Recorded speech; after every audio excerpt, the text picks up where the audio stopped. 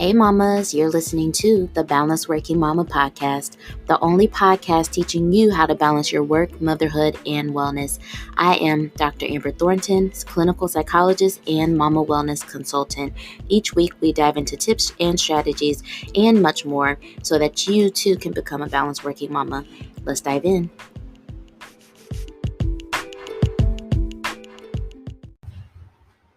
Hey mamas, I hope everything is going well with everybody. We are here for another episode of the Balanced Working Mama podcast. Oh. So hello everybody. I hope y'all are doing well. This is Dr. Amber. Again, for anyone who's hearing and listening to this for the very first time, I am a clinical psychologist and a motherhood wellness consultant. I imagine there might be someone here listening for the very first time because if y'all have been watching, my Instagram has exploded in the last few weeks. I essentially went from about 4,000 followers to now at this point, as I am recording, about 16,000. All the while I'm pre-recording, and so by the time you're listening to this, it might be more. I don't know. We'll see. But either way, I'm happy that y'all are here, happy that y'all are listening. If you're not following along on Instagram, you can find me at Dr. Amber Thornton, but then also Balanced Working Mama is at Balanced Working Mama. So y'all, let's get into this episode for today. But let me check in. Y'all, I went back to work. That's it.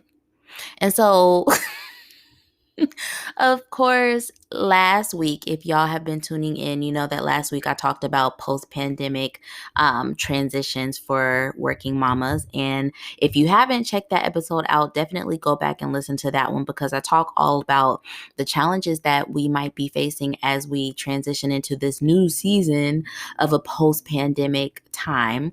All the while, we know that the pandemic is not over, but society is moving in a direction that makes us feel as if it is, and that's not the case. But however, it's another transition. Many of us are going back to work in person.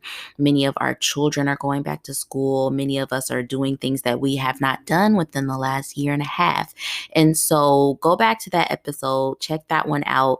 But I'm here to say in our check-in for today, I have gone back to work. So to be fair, this first week of me working was mostly virtual, which was nice. I work for a school in the DC area, and the kids haven't started yet, so we got to do a lot of our professional development and training and all that in the virtual space, which is nice. But I will definitely be going in more frequently in the coming weeks. So again, I will definitely let y'all know how it goes as I continue to transition into this new season of my life. Because what I am trying to work through is how do I manage working in person again with 2 children and balancing my passion and love and service for Balanced Working Mama? Y'all, I'm fully confident I can do this. And it's completely new territory for me. So far, the week has gone well, but I know that there are going to be more challenges coming. And we will work through them, which is why today's episode is so fitting. Y'all, I got my husband on this podcast, and he actually did a really good job. He did a good job, so much so that I kind of was like, should I just have him be on every season? Like, what would y'all think about that? I guess you have to listen to the episode to make an opinion or have an opinion about it, but I'm not hating the idea of having my husband and I do one episode per season to either answer questions that you all have about how we balance things within our home, how things are going as a family of 4, just whatever might be on your mind. But I think with this new season that I am in, it's so helpful to have a partner who is just there and helpful and supportive and knows how to do the things, and just it's so nice. And I always say this, we are such a great team, and I'm so grateful to have him, and we talk about all of that in today's episode.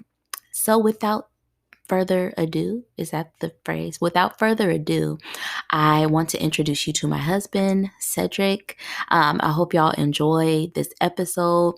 Please let me know what y'all think about it. DM me, email me, reach out to me on Instagram. Let us know, what do you think about this episode? Do y'all want Cedric back on the podcast? All right, y'all, enjoy today's episode and I'll talk soon.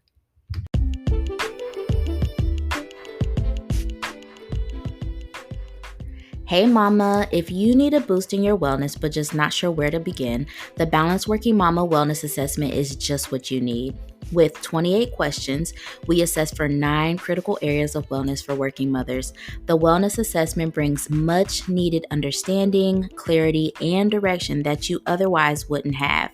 So you can then go on to better move forward with your wellness and your motherhood journey. The best part is that you get to review results with me and you get personalized recommendations for how to move forward. To learn more and to go take your wellness assessment, head over to balanceworkingmama.com today.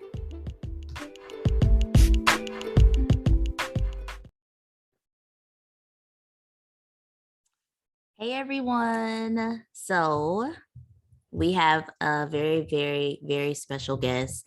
I know I say that every episode, but this guest is special because he's my husband.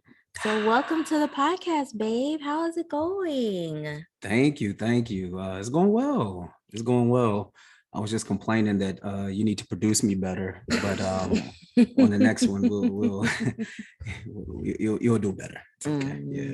Yeah. He's asking me all these detailed questions like, okay, where am I supposed to look? Or what did you ask? That's about it. What do I look? Do I look at the camera? Do I look at you? I need production. Our setup, I think some of you all know because I put it on Instagram every now and then. Our setup is that I usually record it on Zoom to have some video, but then also the main thing is to record it for the audio. But he's so focused on where he's supposed to look, it doesn't matter. Okay. But either way, so we're here today. I'll talk to you. I wanted to bring you on the podcast today because you are an integral part of, in my mind, what it means to be a balanced working mama from my perspective. I don't think I could do it without having a supportive husband. Bruce, bye. We also have Bruce the dog here. I think he feels like he's a part of the balanced working mom too. Right. No. Yeah, you're an integral part of that because I wouldn't be able to be an entrepreneur, work my full-time job, have all these kids and do all the stuff I want to do. All these kids. Oh, we got 2 kids. But all these kids. I'll let you cook.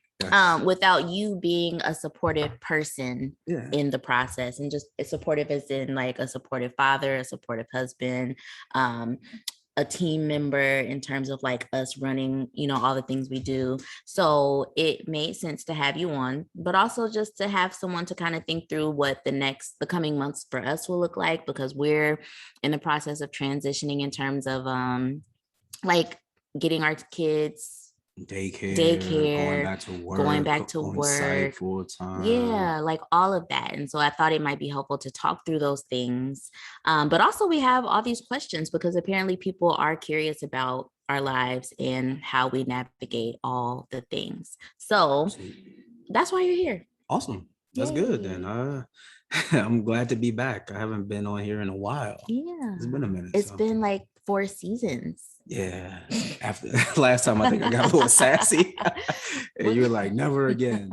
I learned my lesson. It's fine. Okay, well, so this is what I thought could be helpful. So you all, we do have questions. We have so many questions that people shared with me on Instagram. So we're going to go through those. We have about 12 questions here, and some of them I kind of put into one, but we're going to try to answer these questions. But also I thought maybe we could start out with just explaining a little bit about like who we are in terms of a couple and parenting and all that. Where should we start? You. I guess you, and then I could take your lead on that. Okay, cool. So, I don't know if we've shared this before, but we've been married for how long? 3.5 years. Yeah, we're coming up on 4. Okay. Yeah, almost 4 years. We met a very long time ago when we were young and reckless. And in college. Yeah, in college. And then okay. So very long story short, we dated for a little bit. Did not work out because life. We were young, just too young to be doing life for real. And then randomly, if you want to know what happened, listen to Pretty Wings. Really?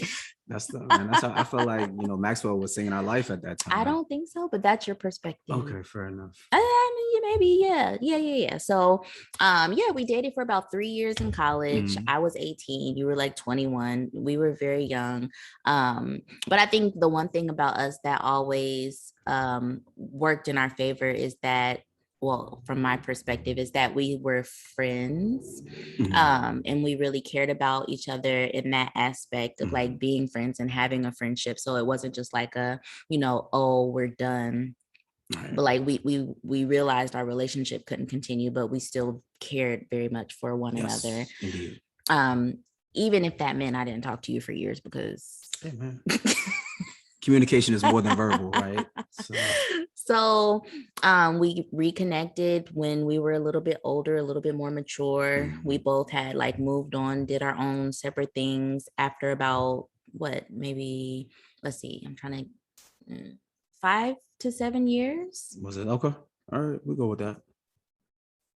So yeah, about 6 years we reconnected, and here we are. Now we got all these kids.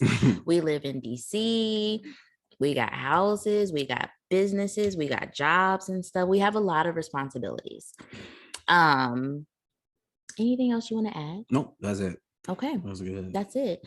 And so, now in terms of where we're at in our life, we have, again, I'll reiterate, all these kids. And I think right now we're in the process of figuring out, what does life look like with 2 children, 2 very small children. I forget that part sometimes. Like, not only do we have 2 kids, they're both little.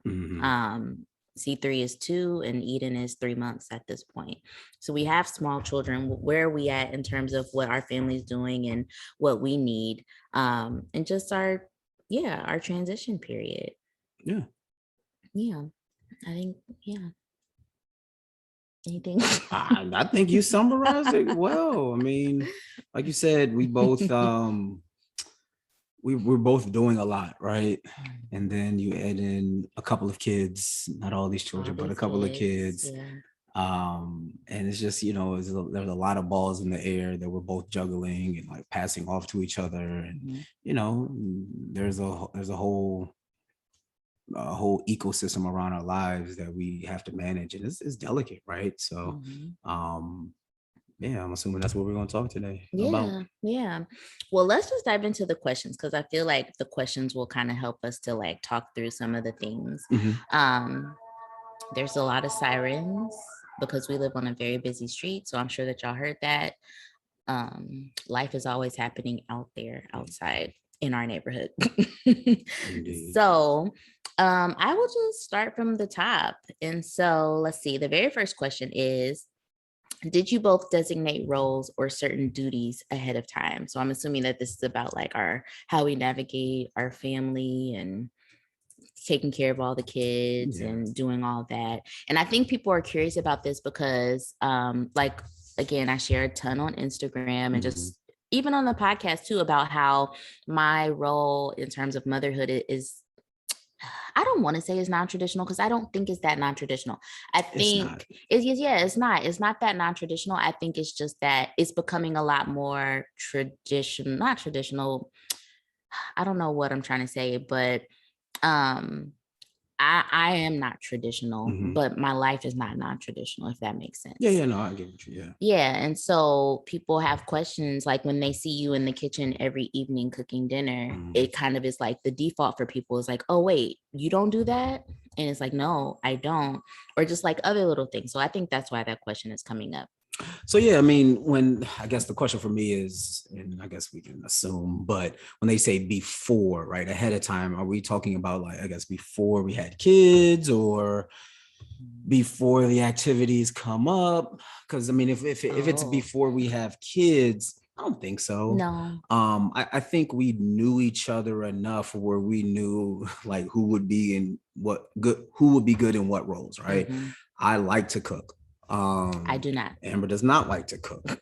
So it would be nuts for me to say, all right, babe, you go and cook because, women got to be in the kitchen. When I like to cook, like that's just my jam. So, I think our roles naturally got, separated and doled out based on kind of what we like and what we like to do.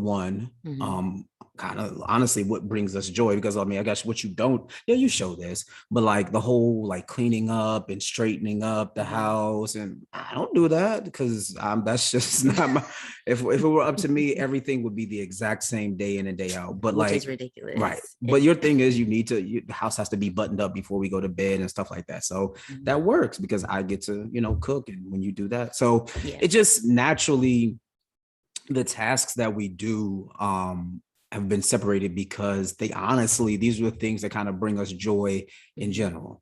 And the things that we kind of did have to figure out, okay, all right, now who's going to do this, who's going to do that, who's going to do that.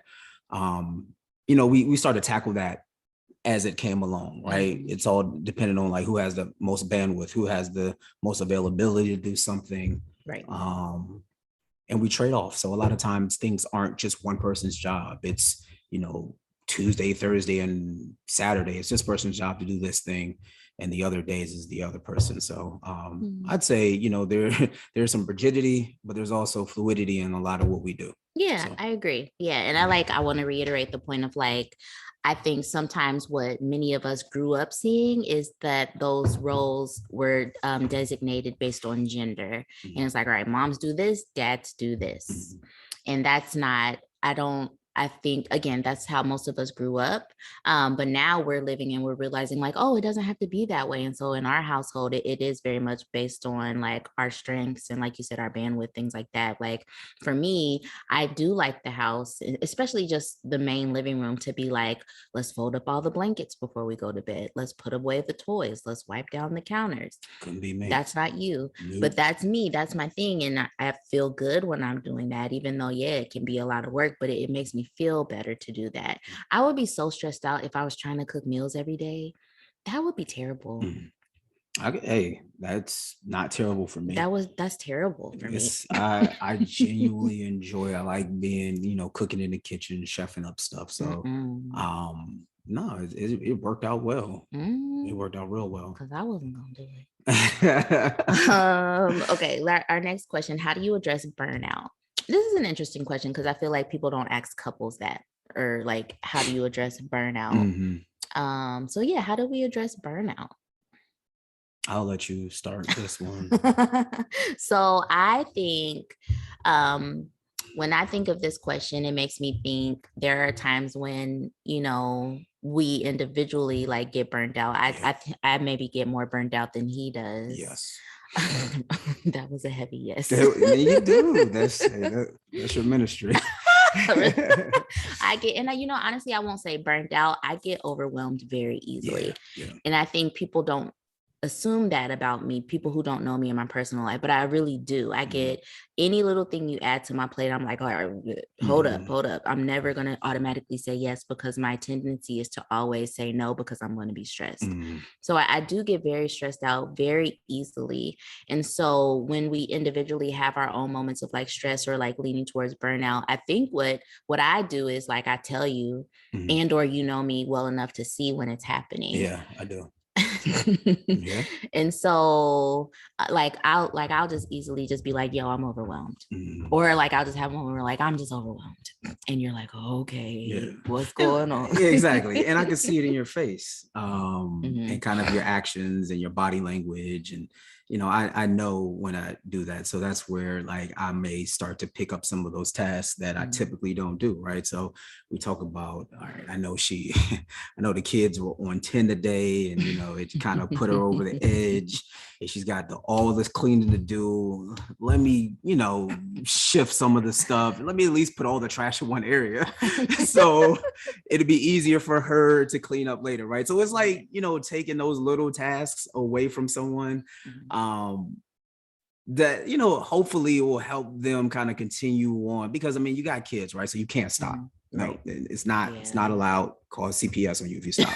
So you got to keep pushing, right? So the question is, okay, what can I do for my partner to take like a little bits off of their plate, right? So a little bit here and there ends up hopefully turning to a lot, so they don't feel fully burdened, right? And that's how I look at it.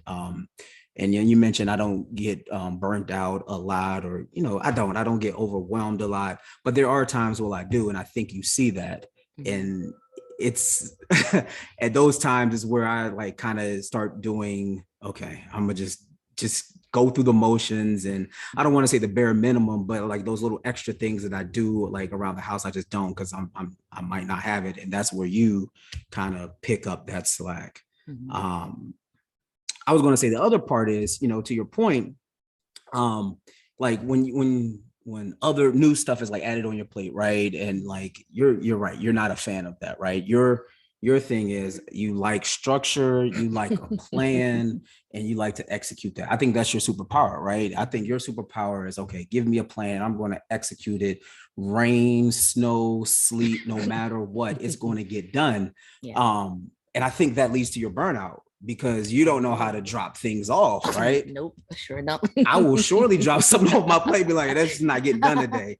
But you keep going, you keep going, you keep going. So that's where I'm like, all right, I gotta take some of this stuff off her plate. Because in summary, you don't know how to move things off your plate once you've pre-planned it. Me, I like to think like my life is kind of fluid. So I come up with like loose structures to my day, right? Because you don't know how you're gonna feel, but that's not how Amber does it. So I think that's what leads to it. So I'm able to hilarious. see that. Yeah, that's funny. I've never heard you explain it like that, but that's so true. Yeah.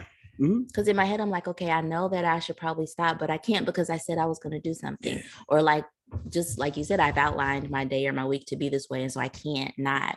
And that's my own rigidity. And again, it is my superpower because I'm an executioner. Like I can make things happen. If I say I'm going to do something, it's going to get done.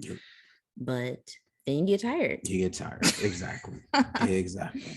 Yeah, but I think I can tell when you get like stressed out or burned out. But I think what I think you should work on. Oh, we're at this part of the I didn't know. Okay. I didn't know we were here, but go for it. Is I don't know. Actually, I think that's what we should work on. I don't know what to do for you a lot of times when you're stressed out or when you're burned out, because you actually, I think we have the opposite. We're like, how people are saying like the moms don't ask for help. You don't really ask for a lot of help. And so I'm always, okay, well, what can I do for you, babe? Realistically, knowing that you're going to say nothing. And so, because I don't know why I do that. I think it's because sometimes it feels like, I don't know. It just feel like, okay, I got to pull my weight, right? It's one of those things where you don't want to like that's what it is. It's more so everyone, you and I, we're both going through this thing, right? And I guess what I don't realize, or what I'm not internalizing, is, okay, we both have these external forces pushing on us, right? But how we are, like how our minds and our bodies and our emotions are reacting to it, it occurs at different times, right? Like the reaction is different at different times, even though we've got the same external pressures. How we are reacting, you may be okay with it at that time, right? But I think in my head, I'm like, yo, if I can't deal with it, I know Amber can't deal with it. And that's not true, right? Because typically it's the exact opposite. But in my head, I'm like, yo, I don't want to put any more on this woman's plate. So let me just go ahead and knock it out. And, once I get through it, I'm be fine. I'm cool. So I think that's what it is. But you're right. I need to be able to recognize that just because I'm overwhelmed doesn't mean you're in that position. Yeah. I need to throw some of that to you. So yeah. Yeah, exactly. Yep. So remember this conversation. We've got it recorded, so I don't gotta remember it. But yeah, I agree, because I can't recall a time where we both are just like completely out and can't. Yeah, no. And like, that was great. But like in your head, you may be thinking that, but like usually I can tell when you're like, you're kind of done, and I'm just like over here like, oh, well, life is good for me. So yeah, I think something to work on for sure. And Indeed. Cool, that was good. All right, next one. How do you address expectations? I mean, I think we both know. So yeah, I guess that's the question. You know me, I need deeper, I need more, I need detail of these questions, right? Expectations around what? So if we're talking about expectations around duties around the house, I think it's something we talk about and we pre-plan, right? Again, we do have that structure. So we do talk about, okay, who's doing what on what day, who owns this task. And sometimes where it's like, hey, you know what, I don't want to do it, I don't have the space to do it, it's, hey, I can't do that right now, Right. Or you've got to give me 20-25 minutes to get through this one thing before I can do that thing. So I think that's what they're asking. Well, what I would say and what you made me think of, like we've said this before about ourselves, like we're over communicators. So like little things, like for instance, we're going to try to go to the zoo this weekend. We don't just go without being like, all right, you got him, you got her, you doing this, you doing that, you got that. Like we always are like communicating about who owns what task, who owns what responsibility. Because when you don't do that, then it's just up in the air, it's unclear, and then one or all the things might fall on one person more than the other. So I think that's one way we address expectations. We just communicate all the time about things.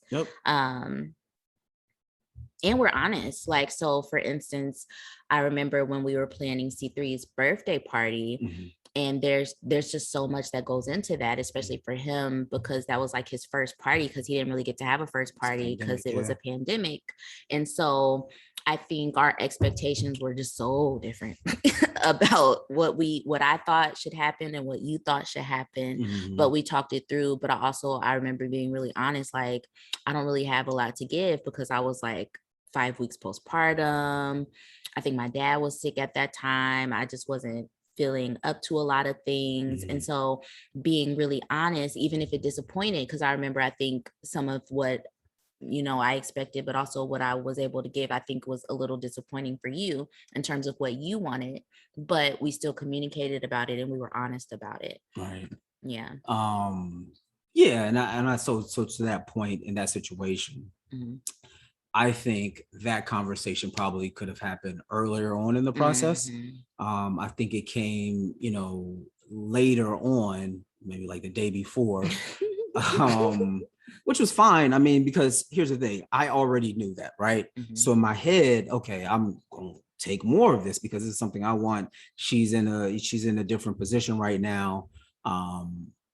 So again, in my head, I'm like, okay, well, this thing is already pared down. We don't, we don't got a petting zoo this time, right? Where I want to, but again, it's all about perspective, right? In your head, it was still a little bit bigger. So, but yeah, I mean, I forget, is that the yeah, that was the expectations one. It's just kind of communicating that and kind of doing it sooner rather than later. It's something that I think we still work on and battle through, because I think we want to show up for each other. Right. And I think sometimes that leads us to doing things, or like trying to do things where you're not going to give it to your 100%. And then that frustrates the other person. Right. So it's being honest about where you are with something and communicating that very, very early on in the process. So at least that other person knows, like, hey, this person, really, they don't have it, but they're going to try to give it. Right. So then it starts to set that expectation of, okay, I'm not going to see my wife's A game on this one. But she's giving me effort. She's giving me effort. And that's be like a C game. Yeah, but giving me effort. And we talked about why I'm not, so that, I think that goes a long way. Yeah. Yep. No, that was good, babe. Look at you. When you gonna have your own podcast? Hey man, I don't want to take your viewers. So I want to take your listeners. Oh my goodness. All right. Next question. This is a fun one. This was for you. Do you ever feel like Mr. Mom and not enjoy it? No. So again, I think this comes from the videos you be showing. Like I said, I'll be in the kitchen every now and then. You'll see me like vacuuming and stuff like that with C3, right? So like those are kind of those domestic tasks, but like, no, definitely, I don't think so. Because like I said, like we share those. I genuinely enjoy cooking, right? I always tell Amber, like, if I wasn't an engineer, I probably years later, I probably would have went to like get a culinary degree or something like that, because I really enjoyed that. And the other side of me is like, other than kind of that type of stuff, I gets busy when it comes to like fixing things around the house. And like, I just came back from our kind of our rental home, and like that, the tenants had questions, like a list of things, and I just knocked all that out. Right. So I think of myself as a Renaissance man. That's the in summary. No, I know, I really do. And like, I think I like the idea of kind of being proficient at a lot of different things. Right. And kind of some of that domestic stuff and that house stuff, I take pride in that. And that's ultimately what it is. I take pride in being able to do all those things that I do. Because, I don't know, say as a man, I want to be able to say, hey, I can do everything. I want my kid to be like, listen, my dad does everything. My daddy does everything. And that's from A to Z. So that's why. So no, I don't feel like Mr. Mom. You know what? Okay, so there was, as I'm thinking about it, I'm looking outside. There was one time a couple of weeks ago where, what was I doing? Talk about it. I think you all, so you pick up the kids from daycare, and I was inside. I think I had to get his like dinner ready or something. And there was a smidge bit of resentment that you got to be outside playing with him in the front. I think that was the first time. It was like great weather. I'm like, but for the most part, for more than most part, like 99% of the time, no, I don't feel like Mr. Mom, and I feel bad about that. Gotcha. So yeah, that part, you just wanted to be outside. I want to be outside too. Yeah. I mean, babe, if you want me to cook the dinner one day, I could cook the dinner. No, because I want my kids to be able to eat. So what? I want. I could come make them a PB&J. We would have peanut butter and jelly for every meal. So no, I'm cool. I'm good. So also, let me be clear. I can cook some stuff. It just stresses me out. Yeah, you do. I'm not gonna.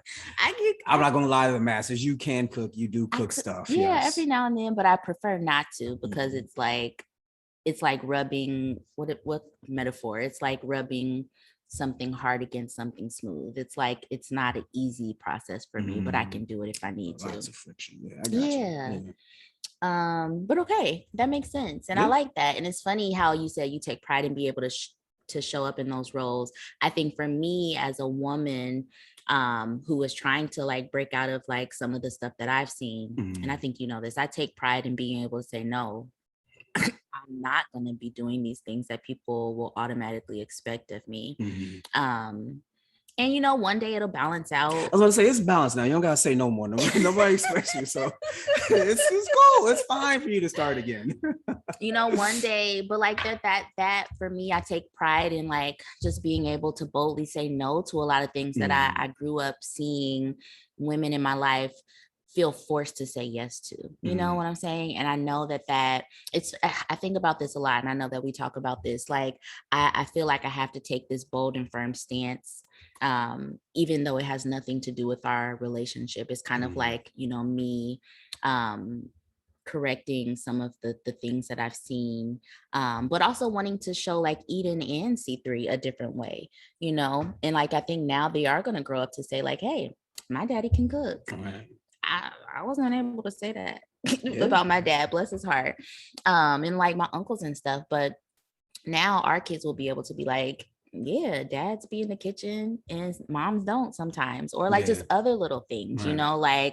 My dad always put me to bed every night, or, my mom was super passionate about her business. It's just things like that, wanting to really diversify what our kids see in terms of gender expectations and just expectations for themselves.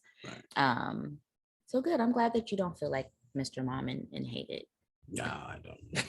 Nope. Okay, this is a good question. What advice would you give husbands supporting ambitious and successful women? Do it. Just do it. Just support them. No, mainly because I'm trying to be a kept man. No. I think, so the question was, what advice would I give? I think, just being able to be there for that person, recognizing like if they are really kind of out here getting busy, doing their thing, making their business, there are times where they're going to be stressed or overwhelmed, where you are going to have to pick up the slack that you might not have originally agreed to, right? Or you come up with solutions to help like do that, right? To pick up that slack. So sometimes it doesn't necessarily come to you, right? So for instance, one of the things that we've started doing is like just hiring out more services, right? In my mind, I'm like, all right, so if you got a business, I'll get to the other point too.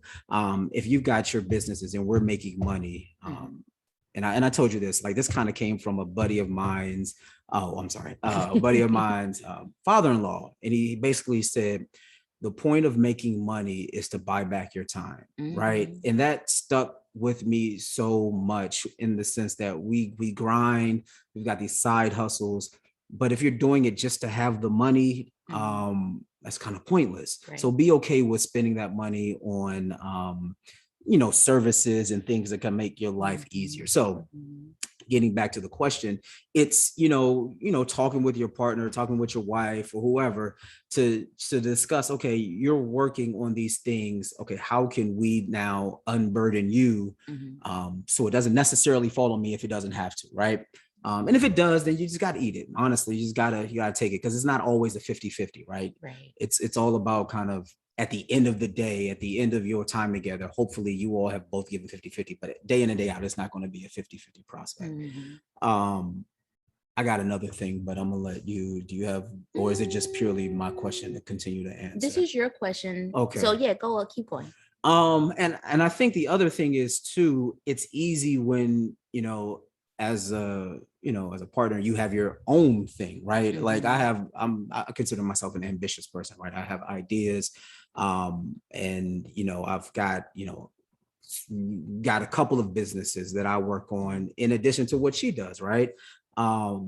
So you have more of an understanding of kind of what she's going through, and I think we support each other, right? And I think there's that kind of symbiotic relationship. There is like we both support each other in both of the things that we do on the side and in our ambitions.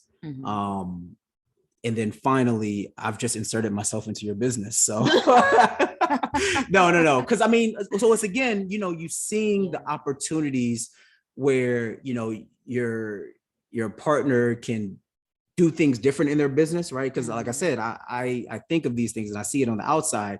And so I'm a very like systems person, right? It's kind of what I do in my job, is like helping build systems and, work with like different software and stuff like that. So, I'm always like providing suggestions to you kind of to help streamline things, or even providing suggestions for just different ideas and stuff like that. So that's where I kind of gave myself this pseudo title of COO of Balanced Working Mama, because I mean, that's where I kind of come in and help with some of that more administrative or operational type stuff on the back end. So you can free you up to be a little bit more, broader. Okay, where do you want this thing to go? So, I mean, there's a lot. I think there's a lot of different ways to do it.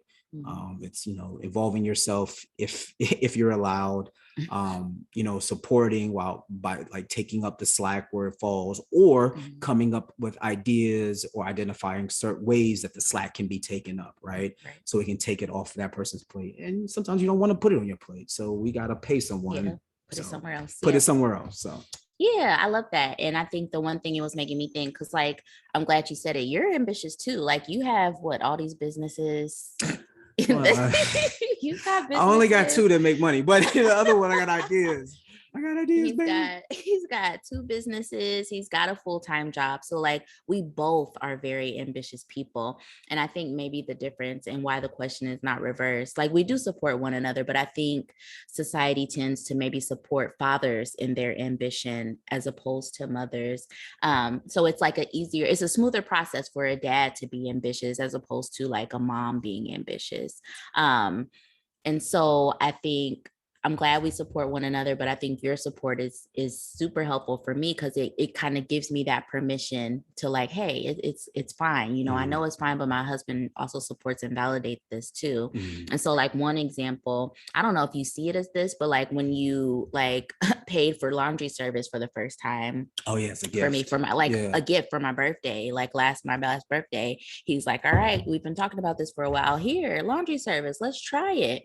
And that in my head was like, oh wow, my husband supports me to not do laundry anymore. Like I don't have to keep doing this shit.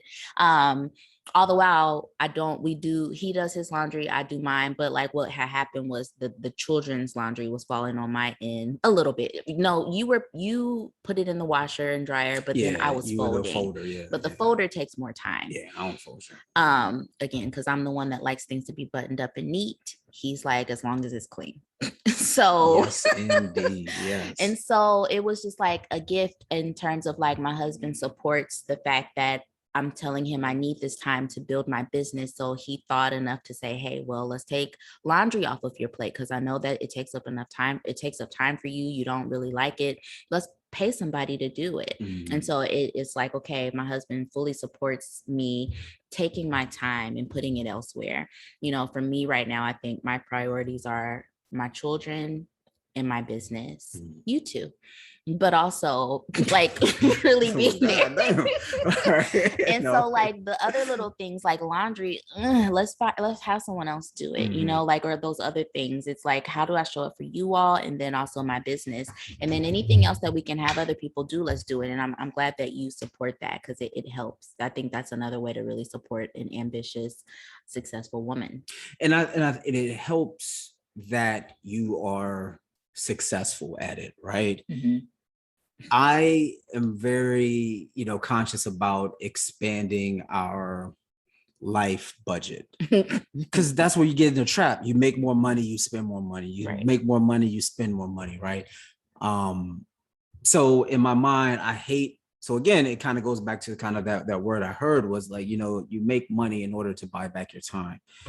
But it's not necessarily on one-to-one. As soon as you make extra dollar, you shouldn't be spending it on $1 to buy back your time, right? But because, your balanced working mama has become something that, one, I see, you work a lot, you work hard on it, you spend a lot of time, it racks your brain. But two, it brings in income to support kind of that expanded those expanded services. Like for me, it was just kind of it became a no-brainer, right? So I say that to say, when you see your significant other working hard and consistent and diligent, it becomes easy to support that person, right? It becomes like just second nature. Oh, you grinding? All right, bet we're gonna figure this out. But I mean, if the person's like hemming and hawing and like 1 foot in, 1 foot out, you're like, I don't know. Maybe you should just focus on your 9 to 5, right? Seriously, like it's honestly that, like, and sometimes you got to take it like you do in business. Like, do you see this person putting in that effort, that work, that consistency? And if you do, you'd be a fool not to support that person. All right, that's good. And I believe in supporting Black women. So okay. Charity starts at home. All right, go ahead. What? Wait, what? Charity? Oh yeah, that's nothing. Just keep going. All right, so the next question is, how do you get past disagreements?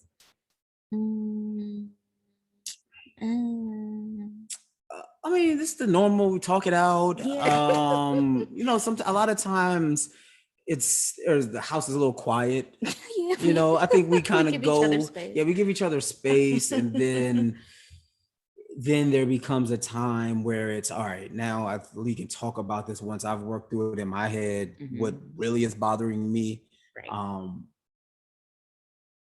Yeah, and I think it 9 times out of 10 it's probably you kind of bringing it up as a point of discussion because I'm a Taurus, so there's a stubbornness to me, right? Is that why I'm always the one that has to come back?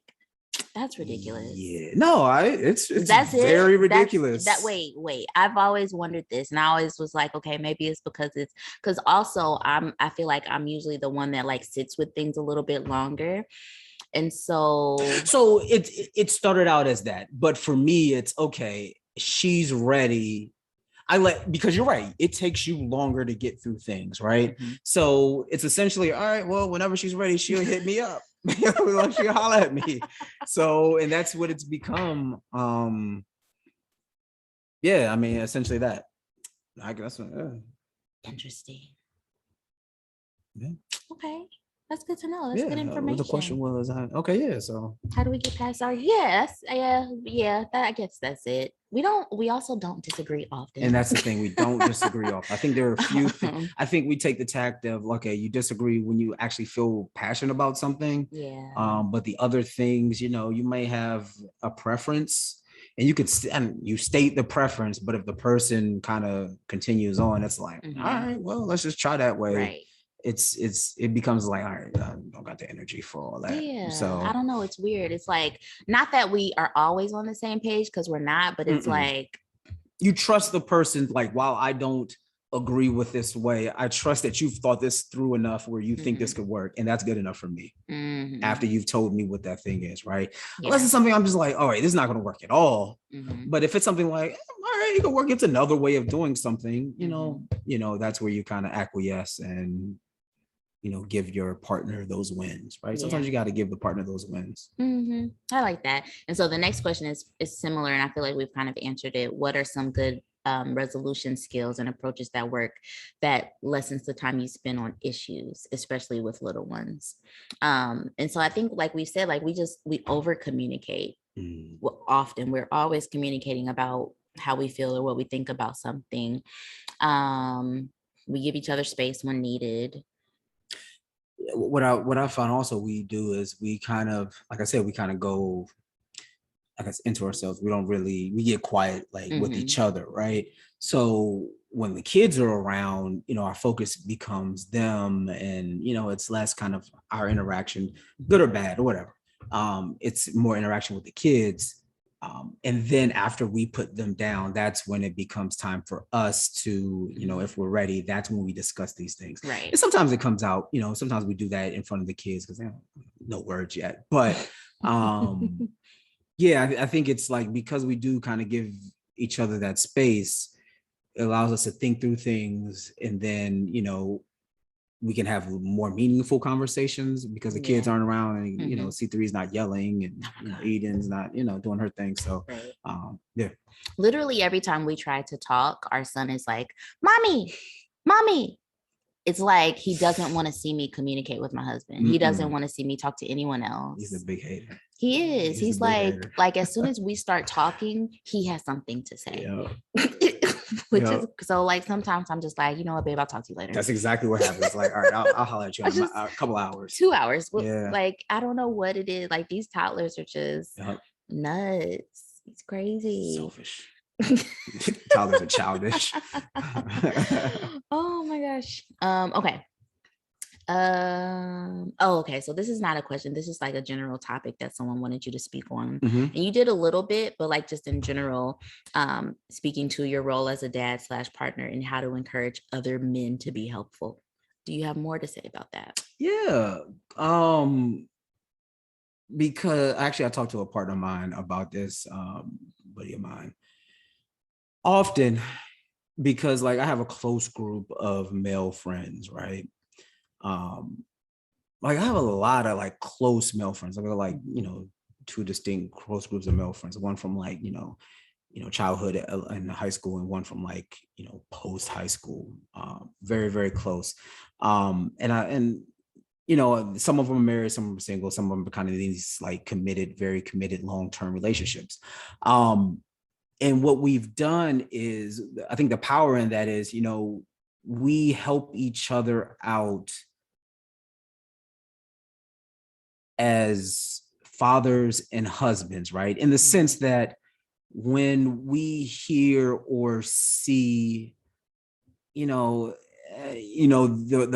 our friend not doing the best thing in certain situations, right? So for instance, if we feel like, oh man, you could have probably handled that better, or you probably should, you probably should what do you call it? Step up and do this one thing. Mhm. I think we mention it, right? I think it's one of those things. So like in our personal relationships, we're close enough where we could feel comfortable mentioning those things to each other, right? It's mentioned to me, and I, we reach out to each other and we talk through those things. Sometimes it's tough, and sometimes you got to know who you're talking to, right? Because you don't want to be in everyone's business, right? So it's definitely a thread. It's definitely something you have to thread lightly, right? So that's like kind of those specific examples.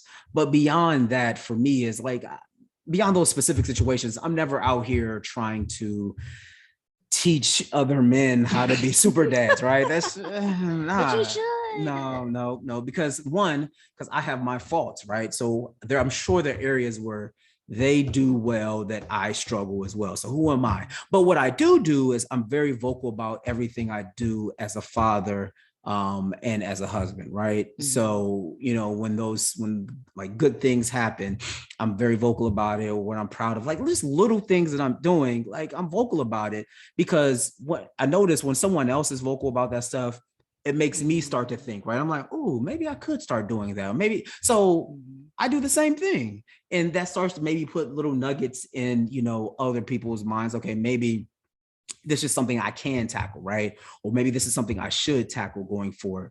So it's basically just being open about successes and failures, so other men and fathers and husbands can see what other men, fathers, and husbands are doing, right? I think a lot of times, that old-timey traditional, fatherhood stuff was able to flourish because there wasn't a lot of like cross-pollination and behind the scenes of what we're doing at home. But now with social media, you see it. They see you in the kitchen. We see it. You see me in the kitchen. Or we're out here, right? So I think when that's communicated and that's shared, you could take what you want, right? And say, hey, you know what? I think I will do that. And that's not for me. Right. So, and that's what it is. But it's never kind of this, it's very rare. It's like this purposeful, all right, sit there, God, fellas, you got to do this thing. That's just not how I am. There are other people in the world to do that. Interesting. So it kind of reminds me, I want to kind of say almost like a social pressure, almost like, having a friend group keeps you accountable, like direct or like explicitly, but also implicitly, like a friend group of other men who are in a similar life space.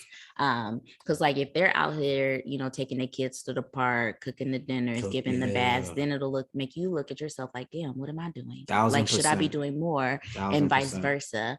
So yeah, having that group of men to keep you accountable, I could see how that would be very helpful. And so it's not so you're not getting it like, it's not necessarily your wife or your partner being like, you need to do this, but more so like you seeing it and then you being motivated to do it on your own. Exactly. Yeah, I mean, we're competitive people. I'm go sexist right now. Men are competitive creatures, right? So most men. So when you see another man doing cool things with his family, you're like, okay, so I'm doing good things, but I could be doing more or different, right? It just shows you the possibilities. And if you're a person that cares about your family, you always want to kind of be doing the best. So that's what it is. Yeah. Gotcha. Okay, cool. So the only other thing I would add on the flip side of this, and I guess this is a question for you.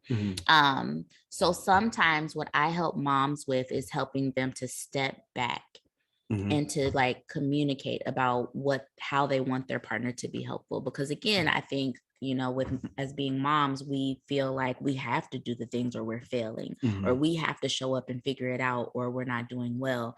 And my perception, but I want to ask you, is that sometimes maybe some men or dads are confused about where they should step in or how they should be helpful because their partner has not yet made that space or allowed for it, or even asked for it in a way that is clear. Is that a part of this? It's huge. So not only are men competitive, we are lazy too, right? So if everything is going smoothly, right, and things are getting done and the house is in order and kids are happy, and I'm able to do a lot less, I'm gonna do that. So for the most part, right? Again, like I do think like I'm different because like I take pride in being able to like, yo, I do everything. But you know, it makes sense, you know, and I think that's just life things like, hey, you know what, if I can go ahead and knock these things out and everything else is Gucci, you know, I'm doing a great job, right? So that's where it takes the partner to come and say, hey, you know what, it may look like I got this, but it's all hanging on by a thread. I need you to take a couple of these things off, right? So yeah, and you know, I think, you know, sometimes, you know, moms, like you said, they think they should be able to do it all. And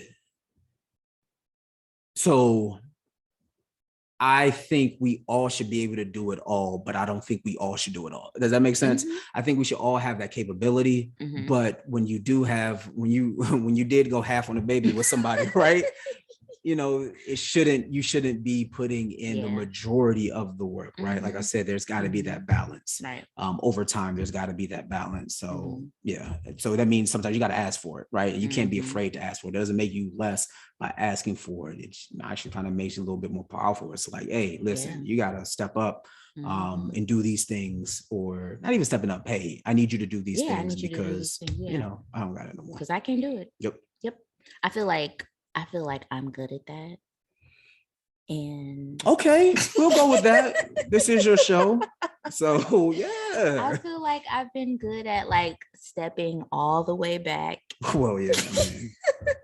So that, but like in my mind, it just makes sense. It's like if I'm doing all the things, where would you and how would you, you know? And so someone's got to watch the TV, Amber. Right. I mean, we bought the TV. So, somebody's got to sit there and watch it. You know, who else but me? No. I don't. So, okay, this is funny. I don't know if this is relevant at all, but like with this question, it made me think. I remember when we were living in Tennessee. We weren't, well, were we married at that point? Part of the time we were married and part of it we weren't. We were in Tennessee. We were married 6 months in Tennessee. Okay, so most of the time we were like just dating in Tennessee, but I had moved all the way to the state for this man. To the state. One state away. There was Kentucky in between of us. Living together, and I wasn't a mom yet. And so I think I was still working out in my own head of like, what does it mean to like have an identity of like being partnered with someone and living with someone. And I think there was a time where I wanted to show up and do all the things, not necessarily with cooking, because that was always your thing, but like when it came to like cleaning, like I remember I was like, okay, we're gonna like clean. And then I don't know if you remember this. Okay. I tried to like set a schedule. I was like, all right, you're going to clean on these days. I'm going to do it this way. I think I remember that. And you didn't follow it. And it was very frustrating. I'm not the cleaner. No. And so what I did was I just stopped. Okay. I just stopped doing it. And I don't know. I guess it was more impactful for me because I can see that you don't know where I'm going with this. Yeah, but I'm not. For me, it was just like, I don't know, like I kept pushing and forcing something. Right. And then I had to just be like, you know what? I'm not doing this anymore. And so I think in my mind, I don't even think you noticed. No, I didn't notice.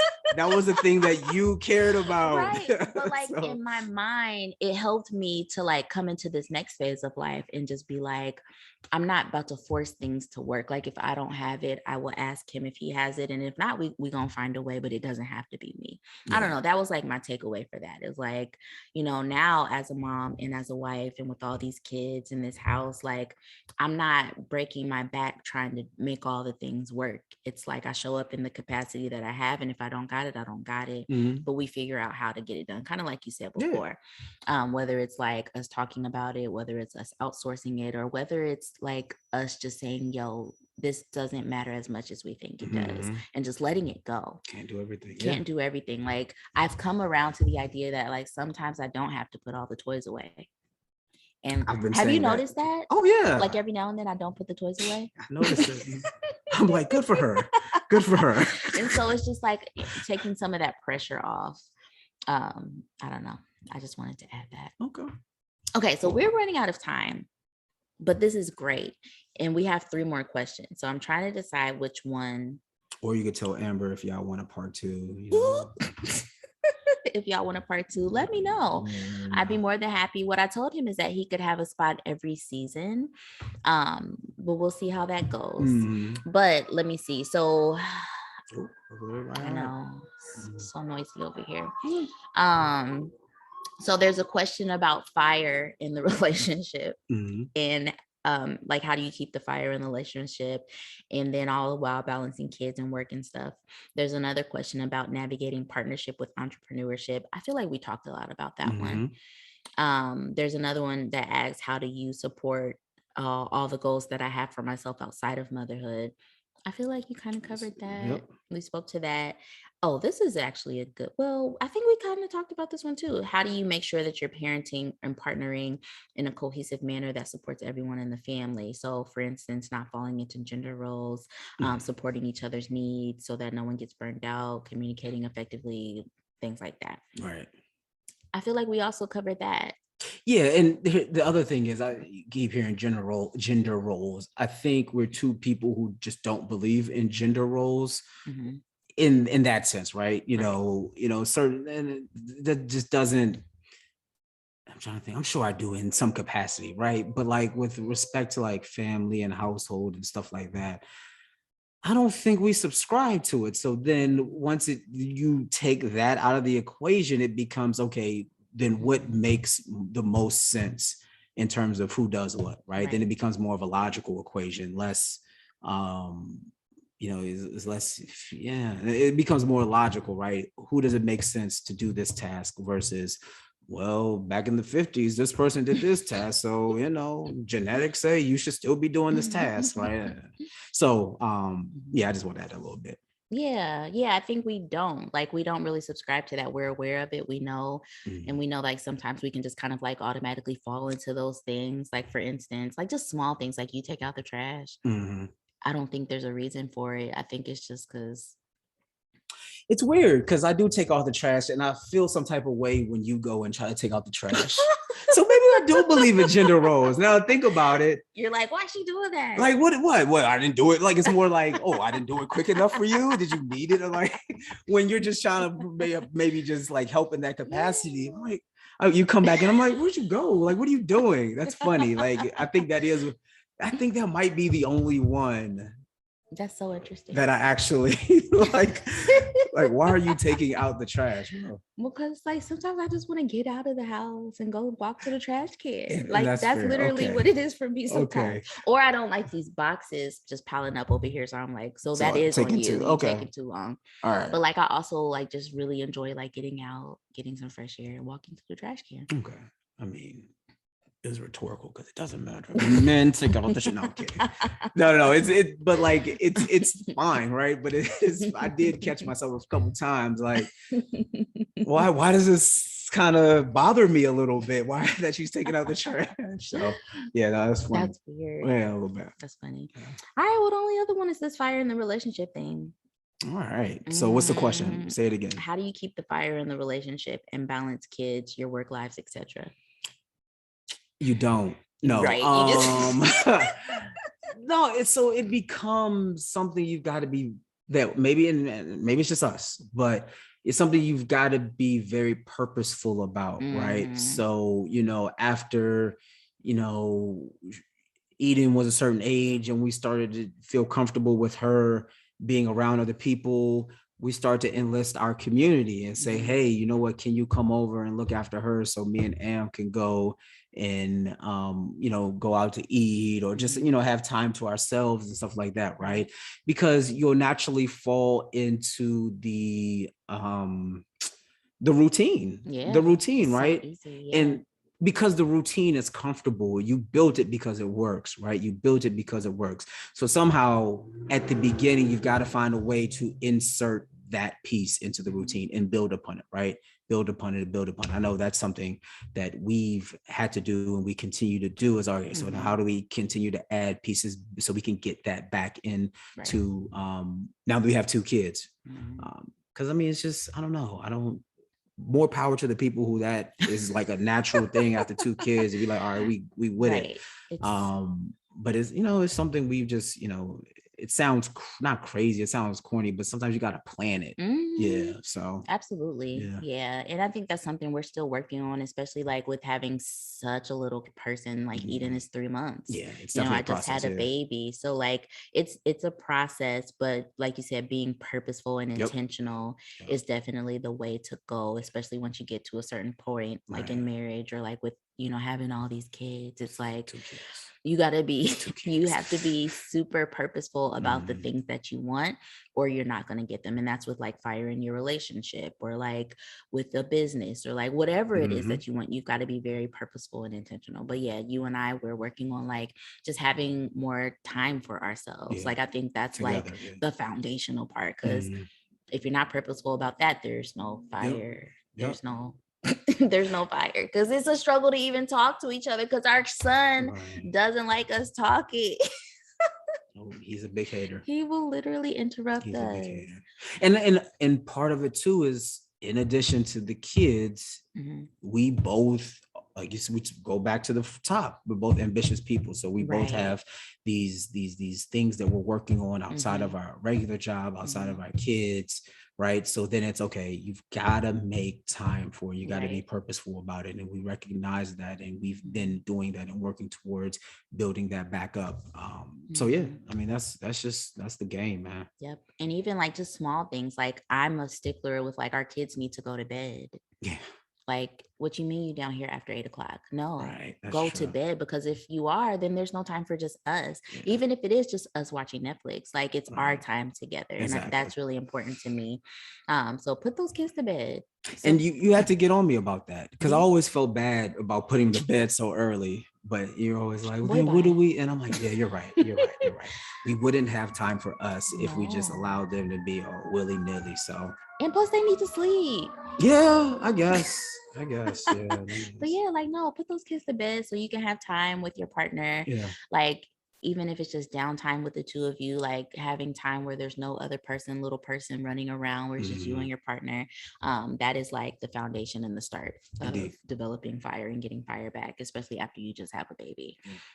Planning time for yourself, like trusting your community, like you said, to like watch after your children is something that we're working on. And we're like, getting the grandparents some practice, especially with Eden, so that we can feel good to like go away and do what we want to do with us. Exactly. Yeah. Well, babe, this was awesome. How you feel? I feel good. I feel great. Yeah. Anything else you want to add to any of what we've talked about? Any other helpful hints or tips or tricks? Anything else on your mind? I think ultimately it's, you can't force someone to do the things that they don't want to do, right? So if you feel like you're in a situation where you got a lot on your plate, and I don't know what the situation is, right? But let's say, you're in a situation where, you want your partner to do a little bit more. You've got to, one, not only ask, but two, you might not be able to specify what those things can be, right? So then you provide options. So I'm just kind of me summarizing, right? So how do you effectively pull your partner into the areas you need help, right? And a good way of that is kind of providing options. Like, hey, I've got these 5 things that I do. I need you to take 2 of them. You choose, right? Versus it being dictated, right? Because, let's be honest, to a certain point, we listen to our wives, but no man likes to be dictated to.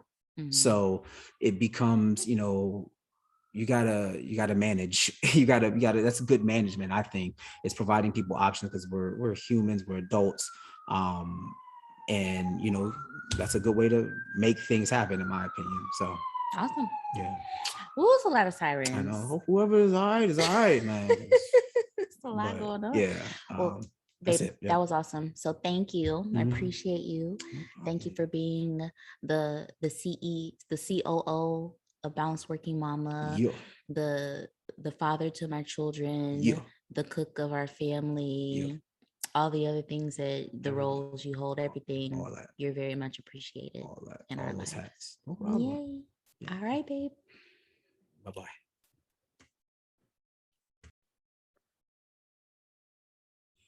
All right, I made Amber restart this because there's one thing I missed, and kind of, I think it's one of the biggest things, right? And this is just kind of for the men. throughout the whole like pod, we talked about how women and partners, you need to be able to communicate to your husbands that, hey, you're overwhelmed and you may need help with certain things. And even at the end, I was like, hey, you can't dictate it necessarily, but you can give the options of what to pull off. But the other piece of that is, and I don't know how many men are listening to this, I think men have to be okay with also admitting when we're overwhelmed and being able to say, okay, I understand you have these things, and feel comfortable listing all the things you have as well, and say, okay, you both recognize that you both have a lot to do, right? So one person is pulling their weight and there must be another option, right? So maybe you all as a team have to decide, okay, then instead of someone else taking over this task, we've got to decide what stuff drops off, right? And I think that's the piece that I wanted to, and I don't think I said at any point in here, but it's not always going to shift. Like tasks can't always shift from one person to the other. Sometimes stuff just got to drop off the ledger, and you all have got to make that decision and prioritize things. And as men, we've got to be able to say, hey, I don't have it either, right? Because as men, we always like to think, hey, you know what, I got it all. But no, we shouldn't have to have it all either. So yeah, ladies, be okay with your partner saying that, and even encourage them to say that, because they might need that, right? They might not know, they might not be comfortable with saying, hey, I am overwhelmed as well. So that's my little postscript that I wanted to make sure we captured. So that was good, babe. babe. Yeah. That was awesome. And I agree with you, because I think men don't do that enough. There's this weird thing about you have to be like strong. You have to be the head of the household. You can't show your vulnerability. So I think that's exactly what you're saying. Exactly. I love that. Yeah. Good job. All right. Bye.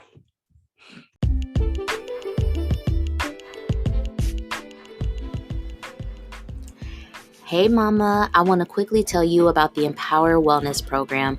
This is a dynamic 6-week group for working mothers who are tired of feeling overwhelmed, fatigued, burdened by mom guilt, but then also just not having enough time for themselves. This program takes all of that and transforms it into more wellness, more time for yourself, better priorities, community with other mothers, but then overall balance in your work, motherhood, and wellness. To learn more about the Empower Wellness Program, head over to balanceworkingmama.com. There you can find when the next program begins, what to expect, but then also how to sign up. Hope to see you in the next group.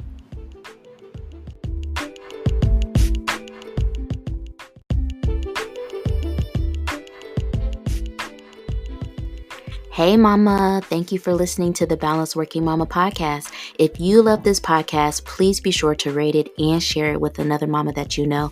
And don't forget to follow me and Balanced Working Mama on Instagram. I'll talk to you soon.